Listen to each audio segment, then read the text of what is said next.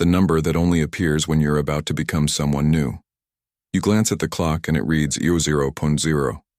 Then your receipt total comes to $0.00. Then a song ends, and the next track begins at 0.0, exactly as you open your phone. You have noticed this. You just have not said it out loud because saying it out loud makes it real, and you are not sure you are ready for what that means. Most people brush off zeros as a glitch in attention. But you have stopped explaining it away, and skepticism quietly gave up on you a few weeks ago. Here is the first layer. When Dear Zuzo Zero starts repeating in your life, it shows up at the exact point where one version of you is ending and has not yet been replaced by anything else. It is not a warning. It is a marker for the empty space between who you were and who you are about to become. That space feels unbearable right now, but it is the only place a new identity can actually form. What happens inside it and why it always starts with zero is what the next part uncovers. The glitch you stopped explaining away. It started small. A clock catching your eye at exactly midnight, twice in 1 week. A grocery total landing on 0 cents, then 0 cents again 3 days later. A battery icon stuck at 0% for a few seconds longer than it should be. The first time, you laughed it off. The third time, you stopped laughing. You have started checking the time more than you used to. Not out of habit. Almost on instinct. Like something is testing whether you will notice. And you do notice. Every single time. Most people get this part wrong early on. They assume noticing a pattern means they are imagining it. That attention is playing tricks. That the brain simply likes round numbers. That explanation works for a while. It stops working the moment the pattern follows you somewhere you were not even looking for it. Here's a detail almost nobody catches at this stage. The zeros do not show up randomly throughout your day. They cluster around moments of decision. Right before you say yes to something. Right after you finally say no to something else. Right when you are standing at the edge of a choice you have been avoiding for weeks. That timing is the first real clue. This is not background noise. Something is responding to a shift happening inside you. A shift that has not fully surfaced yet, but is already moving underneath your daily life. Think about the last time it happened. Were you mid-conversation about a job you no longer want? Were you scrolling through old photos of someone you used to be close to? Were you lying awake turning over a version of your life you have outgrown? The pattern is not asking you to panic. It is asking you to notice what was happening the exact second it appeared. That moment holds more information than it looks like it does. There is also a physical signature to this stage. A faint restlessness in the chest. A pull toward silence. A pull toward fewer conversations. Your body is already responding to a shift your mind has not named yet. This is why the zeros feel different from other strange coincidences. A repeated word, a familiar song, a chance encounter, those fade quickly from memory. This does not fade. It returns again and again with a kind of patience that almost feels deliberate. There is also a pattern to when it shows up across the day, not just across the week. People notice it most during the quiet seams between tasks. The walk to the car, the minute before falling asleep, the shower where there is nothing left to distract you. These are the moments your mind finally has room to register what it has been too busy to register all day. And the zeros seem to wait specifically for that opening. For now, hold on to this feeling. The feeling of being watched by your own life, of being nudged rather than warned. It matters more than it seems. And it connects directly to what this number actually represents, which the next part finally names. Why 0 is the number nobody wants to sit with. The number is 00, 3 zeros, lining up in clocks, receipts, screens, and addresses. Ignoring it stopped being an option. Most people hear 0 and think of nothing, an absence, a blank space where something used to be. That instinct is understandable, and it is also the exact reason this number gets misread so often. 0 is not the symbol for absence. It is the symbol for potential that has not taken shape yet. Before any number exists on a number line, there is 0. Every count starts from that same point. It is not where things end. It is where things have not been decided yet. There is a reason zero unsettled people long before it ever showed up in your life. For centuries, ancient mathematicians refused to treat it as a real number at all. It had no quantity. It could not be touched or counted, only pointed to as an empty placeholder. It took generations for zero to be accepted as something with its own value, rather than simply the absence of one. That same discomfort is what you are feeling now, just aimed inward instead of outward. This is the detail that changes everything. You are not seeing 000 because something in your life has run out. You are seeing it because something has been cleared, intentionally or not, and it is currently sitting empty, waiting to be filled. That is an uncomfortable kind of in-between to be in. There is no finished story to point to yet, no new job, no new relationship, no new version of yourself you can describe in a single sentence at a dinner party, just the space where the old story used to live. And here is what almost nobody tells you about that space. It is not neutral. It is active. Identity does not regenerate the instant something old falls away. It rebuilds slowly, underneath conscious awareness. The same way a wound closes before you can see the new skin forming. Right now, you might feel like you are failing to move forward, because you cannot name what you are becoming yet. That feeling is misleading. Naming comes late in this process, almost always after the shift has already begun. And here is where most people get this number completely backwards. They treat the empty space as a problem to solve quickly, so they rush to fill it. A new job title, a new relationship, a new label, before the old identity has even finished dissolving. That rush is exactly what stalls the process. It sends the same pattern circling back around. There is a reason this stage cannot be skipped. Every transition that lasted, in your life or in anyone else's, passed through a stretch of not knowing, and the discomfort is not a malfunction in the process. It is the process itself. The discomfort you are sitting in is not a sign that nothing is happening. It is the sound of something being built in a room you do not have the lights on for yet, slowly, piece by piece, in an order you are not meant to see in advance. What this number is actually counting down to, and why it intensifies the harder you try to skip past it, is where the next part goes. The identity that already stopped working. Before the zeros started, something else happened first. A role you used to play without thinking stopped feeling automatic. A version of you that once ran on instinct started requiring effort. Like a script performed so many times you forgot you were performing it. Maybe it was a job. Competence used to feel like identity. Now it feels like a costume you put on for 8 hours and take off the moment you get home. Maybe it was a relationship, the role of caretaker or partner, or the dependable one used to fit naturally. Now it sits on you like clothing from a previous size. This shift rarely announces itself. There is no single dramatic morning where you wake up and declare the old version finished. Instead, it leaks out in small moments. A joke that used to make you laugh now makes you tired. A compliment that used to matter now lands flat. A goal you chased for years suddenly feels like someone else's ambition. And here is the part that catches most people off guard. The old identity does not collapse all at once. It keeps functioning, technically.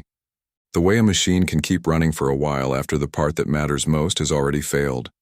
You go through the motions. You answer the messages. You show up to the meetings. But something underneath has already let go. This is why so many people describe this period as confusing rather than painful at first. Pain has a clear shape. Confusion does not. You are not grieving something that is gone. You are grieving something that is still technically here, still answering to your name, while quietly, no longer being you. People close to you usually notice before you do, even if they cannot name it either. A friend mentions, "You seem distracted lately." A parent asks if everything is okay. A question you cannot answer honestly because nothing has technically happened. You find yourself reassuring people that you are fine, which is true and not true at the same time, because the version of you they are checking on is already starting to fade. There is a particular kind of exhaustion that comes from this overlap. Maintaining a role you have already outgrown takes more energy than building a new one, because every interaction now requires translation. You speak in the old language while feeling something entirely different underneath it. People around you notice the strain before you can name its source. They often mistake it for stress, or burnout, or a bad week. It is closer to a slow departure from a self you have not officially let go of yet. The zeros tend to begin almost exactly here, at the point where the gap between who you are performing and who you actually are becomes too wide to keep ignoring. The number is not creating the shift, it is responding to it. The way a smoke alarm responds to smoke rather than causing the fire. What happens once that old identity finally stops functioning altogether, and why it feels closer to loss than to freedom, is the next layer to walk through. Why this feels like loss, not like becoming. If transformation is supposed to feel like growth, why does this stage feel so much like grief? That question is worth sitting with. The answer explains almost everything about why this period feels heavier than anyone warned you it would be. Psychologically, identity gets treated by the mind the same way a relationship gets treated. You built routines around it. You built expectations around it. Other people responded to you based on it. When that identity starts dissolving, the mind registers the loss using the same machinery it uses for losing a person, not the machinery it uses for excitement or progress. This is why you might feel a strange kind of mourning. For a version of yourself you did not even like that much. You can know intellectually that the old role was draining you or limiting you or quietly making you smaller, and still feel a pull to protect it. Familiarity offers safety, even when it offers very little else. There is a strange physical echo to this stage that mirrors what happens after losing a limb. The nervous system keeps sending signals to a part of the body that is no longer there. Your sense of self does something similar. You reach out of habit for a reaction that used to be automatic, a role you used to slip into without thinking, only to find there is nothing there to catch you anymore. And here is the detail that reframes the whole experience. Grief is not evidence that something has gone wrong. Grief is evidence that something mattered enough to leave a mark on its way out. The fact that this transition hurts is not proof you are regressing. It is proof the old identity was real enough to require mourning first. Most people try to skip this stage. They force optimism early. They tell themselves they should already feel excited about the future, that they should already see the new path clearly. That pressure backfires almost every time. Grief that gets rushed does not disappear. It resurfaces later, usually at a worse moment, disguised as anxiety or numbness instead of sadness. There is also a quieter form of this grief that rarely gets named. It shows up as missing the certainty of the old identity more than the identity itself. Knowing exactly who you were, even if who you were was not particularly fulfilling, gave your days a shape. Right now, that shape is gone. The discomfort you feel is partly about the content of your life, and partly about the simple absence of a clear container to hold it in. The healthier approach, the one almost nobody recommends because it sounds counterproductive, is to let the mourning run its course, without forcing a silver lining onto it too early. The new identity does not need you to feel grateful yet. It only needs you to stop performing the old one. Once that mourning starts to loosen its grip, something else begins, quietly, in the space it leaves behind. That space, and what actually lives inside it, is what comes next. The space between who you were and who's next. There is a word for the place you are standing in right now, even if nobody handed you the word when you needed it.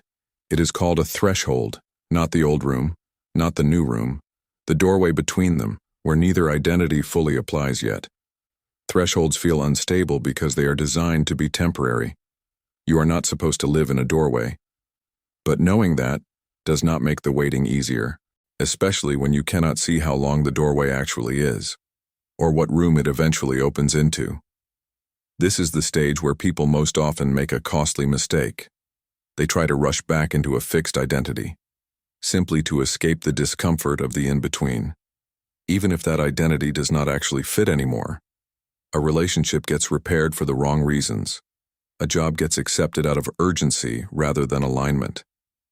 An old version of yourself gets dragged back out of the closet because at least it is familiar.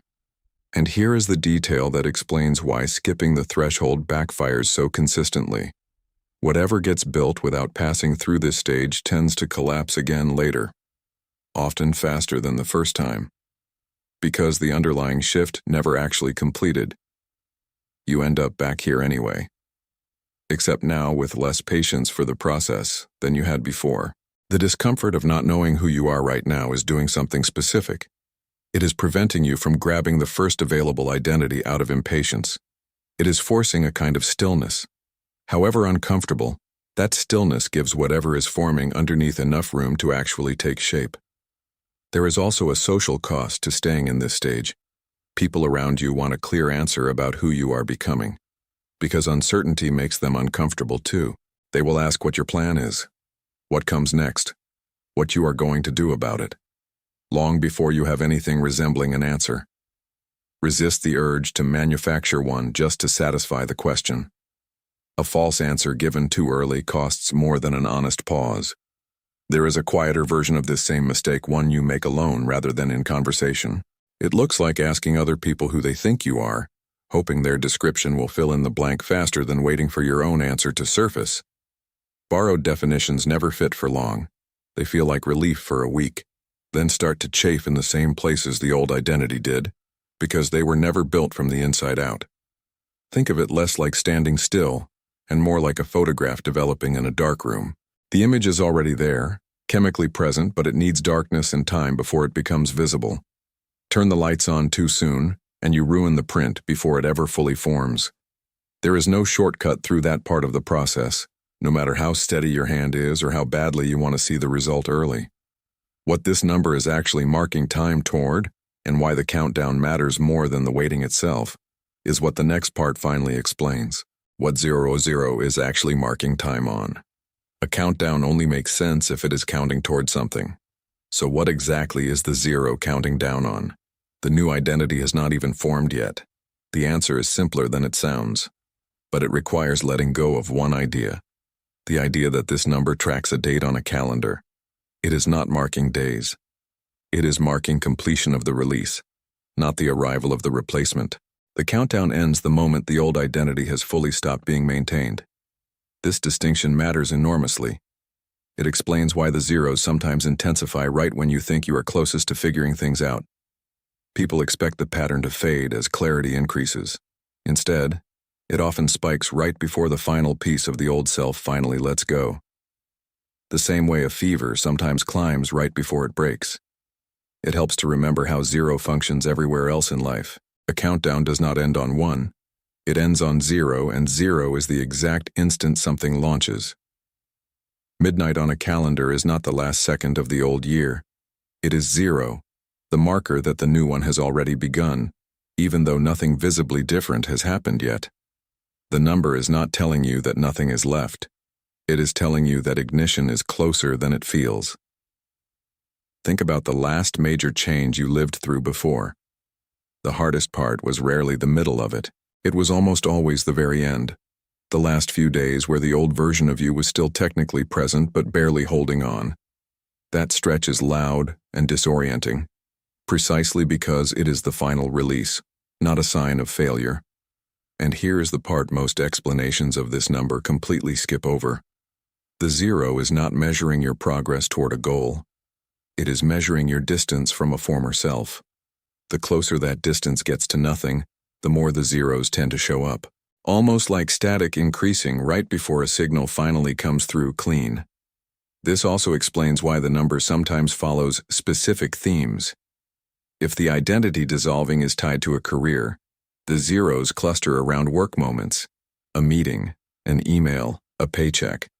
If it is tied to a relationship, they cluster around contact with that person, a message, a memory, a shared place.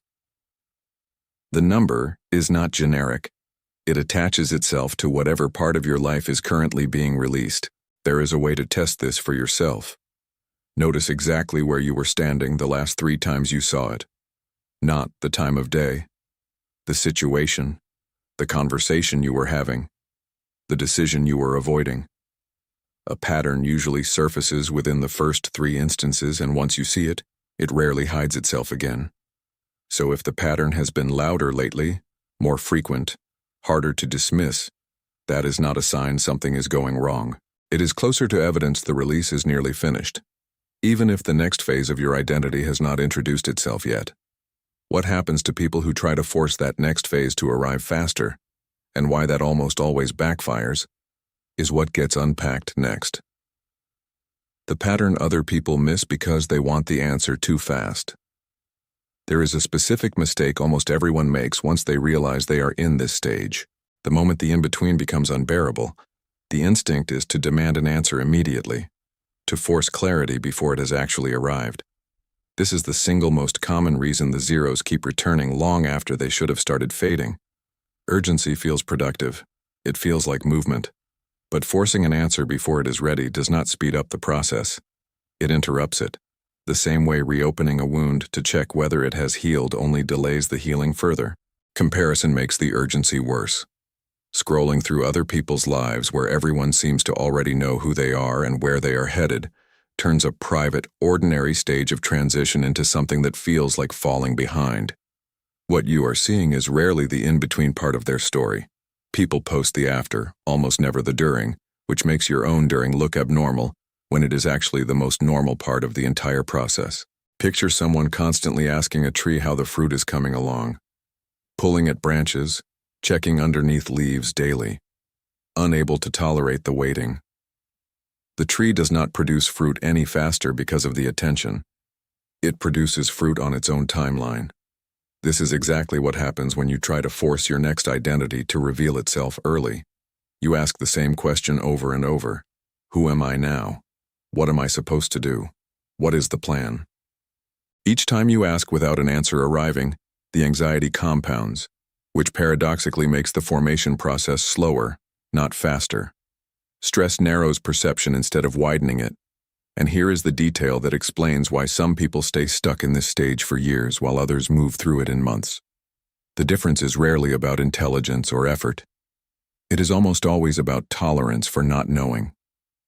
People who can sit inside uncertainty without collapsing it prematurely tend to emerge with identities that actually fit. People who cannot tend to recycle old identities out of sheer discomfort. Then they wonder later why nothing feels right.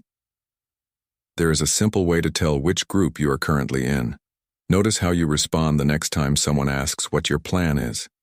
If the question makes you scramble for an answer just to end the conversation, that is the impatient speaking. If you can say honestly that you do not know yet, without shrinking while you say it, that is tolerance building.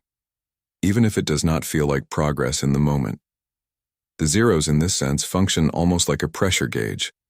The more you try to force resolution, the louder and more frequent they tend to become, almost as if reflecting the resistance back at you rather than the readiness. Where this entire pattern most commonly shows up in real life, the specific situations it tends to attach itself to, is what gets mapped out next. Where this most often shows up, this pattern does not appear evenly across every part of life. It tends to concentrate around 3 specific areas. Recognizing which one applies to you can shorten how long the in-between stage actually lasts. The first is career identity. This shows up when a job that once felt central to who you are starts feeling like a costume instead of a calling. People in this category often describe a strange numbness during meetings that used to energize them, or a growing irritation toward praise for work that no longer feels meaningful. The zeros here often cluster around paychecks, performance reviews, or the exact hour the workday ends. The second is relational identity. This shows up most clearly after a significant relationship changes shape. A breakup, a falling out, or simply growing apart from someone who once defined how you understood yourself. The role of partner, caretaker, or best friend leaves a specific shaped gap behind. The zeros tend to surface around contact points, a message left unanswered, an old photo resurfacing, a shared anniversary date, and here is something most people never notice until it is pointed out directly. The category that feels most painful is rarely the one actually driving the transformation. Often the loudest grief is a decoy, distracting you from a quieter shift happening in a different part of your identity entirely. The third, and the one people recognize last, is belief identity. This is quieter than the other two. It happens when a belief system, or a worldview you organized your decisions around for years, suddenly stops fitting, even though nothing external forced the change. You might find yourself disagreeing with opinions you used to hold strongly, or feeling distant from communities you once belonged to without friction.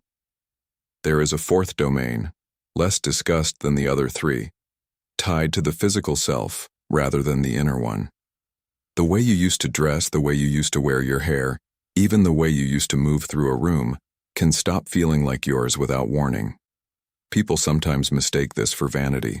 It is closer to the body trying to catch up with a shift that already happened somewhere deeper, looking for an outer shape that finally matches it. And here is the detail worth noticing. These three categories rarely operate completely separately. A career identity collapse often drags a belief identity along with it, because the values that justified the career start eroding too. A relational shift often exposes how much of your self-image was borrowed from how that person saw you. Untangling which thread loosened first can make the whole process feel less chaotic than it currently does. Whichever category applies most to you right now, the early signs that something new is taking shape underneath it are easier to spot than you might expect, especially once you know exactly where to look for them. And that is exactly what comes next. The first signs the new identity is already forming. Long before you can describe who you are becoming in a single sentence, small signals start appearing. Most people miss these signals entirely. They are waiting for something dramatic, when the truth is quieter than that. The first sign is a change in reaction time. Something that used to upset you for days now passes through you in an hour. Not because you stopped caring, but because the part of you that used to attach so heavily to that trigger has already started loosening its grip. The second sign is an unexpected boundary. You say no to something you would have automatically said yes to a year ago. It surprises you as much as it surprises the other person. That boundary did not come from a decision you consciously made. It came from a shift in identity that happened first. The boundary is simply the visible result. The third sign is a change in what you crave. Maybe you used to crave recognition, and now you crave quiet. Maybe you used to crave certainty, and now you crave honesty more than comfort. These shifts in craving are rarely random. They are the new identity stating its preferences before it has fully introduced itself by name. There is a creative sign too, easy to miss if you do not make anything regularly. What you write, what you post, what you choose to photograph or save, starts shifting in tone before your conscious thoughts catch up to the shift. People who keep any kind of record, a journal, a camera roll, a playlist, can often look back later and pinpoint the exact week the new identity started leaking through. Weeks or months before they could have described it out loud. There is a fourth sign too, subtler than the rest. It tends to arrive last. You start noticing other people's old patterns more clearly, the way an outsider would, simply because you have already started stepping outside your own. A friend repeating a habit you recently let go of suddenly looks obvious, not because you have become judgmental, because distance creates clarity that closeness never could. And here is the detail that ties all four signs together. None of them require you to know who you are becoming yet. They only require you to notice how you are already behaving differently than you were a few months ago. The new identity reveals itself through small, consistent changes, long before the label catches up. None of these signs feel like progress while they are happening. They feel like small, unrelated moments that pass and get forgotten. It is only when you line them up side by side, days or weeks apart, that the pattern becomes obvious. The new identity has been leaving footprints the entire time, even while you assumed nothing was moving at all. This is also where the zeros tend to soften slightly in frequency, not because the process is finished, but because the gap between old and new is finally beginning to close rather than widen. The static starts settling into something closer to a signal. What this all resolves into, and why the fear of this number tends to disappear once you reach the other side, is where this finally lands. What zero becomes. Once you stop fearing it, there is a moment near the end of this process when the zeros stop feeling like a question. They start feeling like a confirmation, not because they disappear completely, but because their presence no longer triggers the same unease it used to. By this point, you have stopped needing the new identity to arrive with a label attached.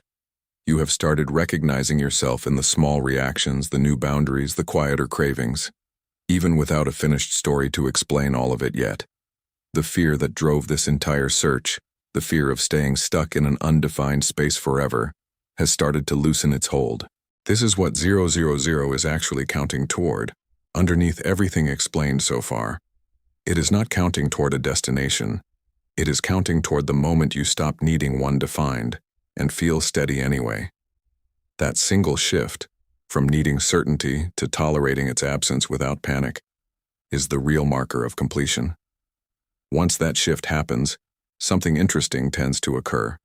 The zeros either fade in frequency, or they remain, but feel entirely different. Less like a flashing warning light, more like an old friend checking in occasionally. A quiet nod that the release is complete, and whatever comes next is already underway. There is a simple way to test where you actually stand in this process. Go back, on purpose, to whatever used to trigger the old identity hardest. The job title, the person, the belief you used to defend without question. If it still pulls at you the same way it always did, the release is not finished yet. If you can stand near it now and feel mostly steady, occasionally even a little distant from it, that steadiness is the real evidence, far more reliable than any feeling of excitement about the future. People who have already crossed through this stage often describe the same strange realization afterward. They expected the new identity to feel like an arrival, a clear destination with a name and a description. Instead, it felt more like settling, the way water finds its level once nothing is blocking it anymore. No fireworks, just a quiet sense of finally fitting inside your own life again. Looking back, the version of you that existed before this stage will feel distant, almost like a person you used to know rather than a person you used to be. That distance is not loss. It is evidence the process worked exactly the way it was supposed to, even though it rarely feels that clean while you are inside it.